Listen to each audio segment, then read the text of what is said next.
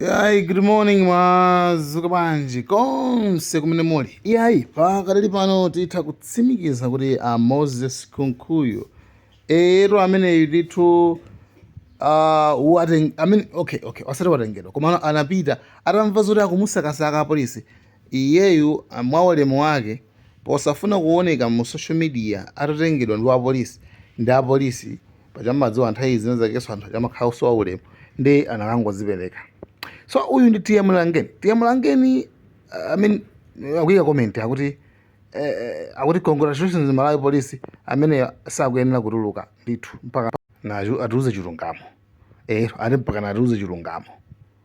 Have a nice day guys. So nkhani ndimene. So nkhani itu tikuuza nisoti zosati koma tupasira kai ripoti la polisi akutsimikiza kuti mkulu amene ndithu afikali ku area 30 Moses Kunkuyu. Chifukwa tinakupatsirani nkhani yomwe yangochitika kumene kuti nduna yakale yofalitsa nkhani Moses Kunkuyu akadzipereka okha kulikulu la polisi mdziko muno ku area 30 mu mzinda uno wa Lilongwe. Tinalankhula nawo posachedwapa kuti iwo akulunjika ku likulu la polisi kumeneku tili ndi mtolankhani wathu John Paul Kayuni. John Paul, sitinaonane mmawawu, wadzuka bwanji? Ndadzuka bwino ka Alex. Tatipatse chithunzithunzi cha zomwe zikuchitika. Akunkuyu afika ndipo chikuchitikanso ndi chani kumeneko? Zona Alex, ndikuyankhulira kuno ndi ku likulu la polisi ku area 30. Kuno ndikhoza kutsimikiza kuti tauzidwa ndi mneneri wa polisi mdziko lino amene ndi Alayo Chimtembo kuti Akunkuyu afika kuno ku area 30 kumawa konkuno. Ndiye sitinasiyane kwambiri mmene timafika kuno sipanapite nthawi ndi pamene tikuuzidwa kuti ayinonso afika kutero kupanopa ali mu imodzi mwa ofesi kuno ku area 30 kumene akuti akuwafunsa mafunso awiri atatu a polisi mpaka pa zimene anawayitanira. Sana tiuze ndithu kuti nkhani yake imene awayitanira ndi chani.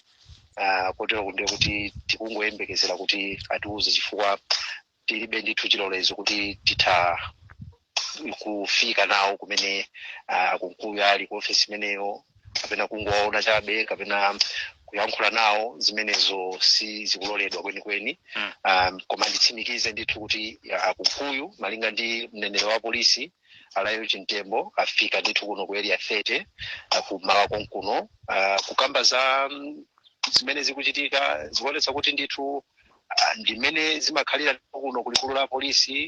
Ntchito apolisi kugwira ntchito zawo bwinobwino, palibe ndithu chachilendo chimene chikuchitika kuno ku area 30 Alex. Unakwanitsa kuona kuti alowa nthambi iti kuli mwina CID, Fiscal Police kapena ku investigations, unakwanitsa kuona? Ndifotokoze kuti ine Akunkuyu sindinaone, ndipo mmene amafika kuno ndiye kuti kutheka tumina tafikira limodzi koma sungadziwe kuti ali galimoto iti kapena ali pati. Ndiye ine sinaone Akunkuyu koma ndi uthenga ndithu kumene tikulandira kuchokera kwa mneneri wa polisi kutsimikiza kuti Akunkuyu afika kuno ku area 30. Ndinayesera kuti ndiwafunse kuti ali kuti mwayitana kuno chifukwa chani.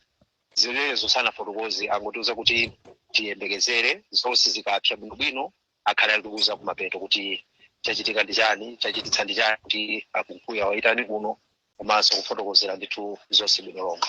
Kupatula kuti iwowa anakhala kunduna, iwowa amadziwika bwino kuti ndi mkulu wokopa wanthu mchipani cha MCP. Kuli otsatira chipani amene awaperekeza ngati? Sinaone munthu aliyense woonetsa kuti ndotsatira chipani. Muja ndafotokozeranso kale kuti Akunkuyu sinaone, ndi mwina zikhala zovuta kuti tidziwe kuti afika kuno ndi ndani, koma ndikhoza kunena kuti akuti afika ndithu ndi loya wawo kuno ku area 30. Ingakhale kuponyaponya maso malo kuzungulira kuno kapena panja pa gate ya kuno ku area 30 ayi ndithu tikukuoneka ndithu otsatira chipani aliyense pawoti nkunena kuti mwina abwera kuno kuperekeza kapena kusafuna kumva kuti akunkuya waitana chifukwa chani.